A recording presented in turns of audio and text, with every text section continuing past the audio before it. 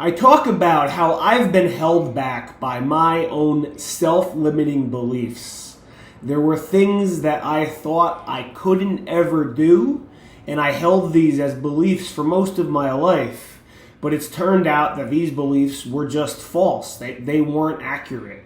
And the example that I use was up until I was 37 years old, I didn't think it was possible for me to ever run further than about 5 miles. And in these last 3 years, I've run further than 5 miles literally hundreds of times now. So I've proven without a shadow of a doubt that that self-limiting belief that I held for over 3 decades simply wasn't accurate. And it was holding me back in ways that I didn't necessarily appreciate at the time. But there's some nuance that's important to understand. Because for most of my life, I thought it wasn't possible for me to run further than 5 miles because it wasn't possible at that point in time for me to run further than 5 miles. I didn't have the conditioning or the strength necessary to do that. And I didn't understand how to go about approaching running in a way where I could run further than 5 miles.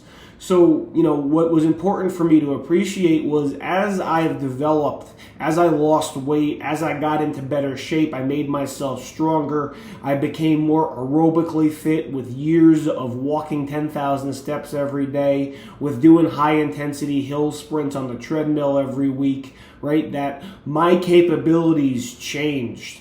And I did not adjust my level of belief along with those new capabilities. So I continued to keep my limiting beliefs anchored in what was always true for me, even though that at the state I was in, those things no longer held true.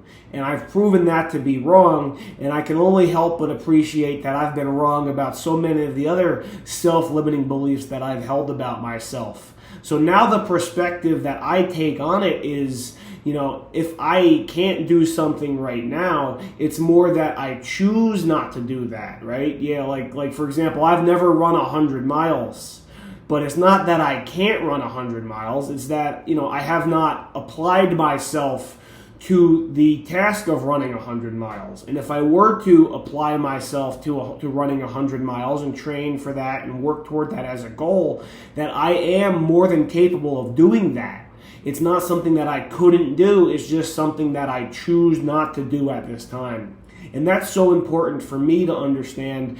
I only have so much time and energy, and I can only focus it in so many ways.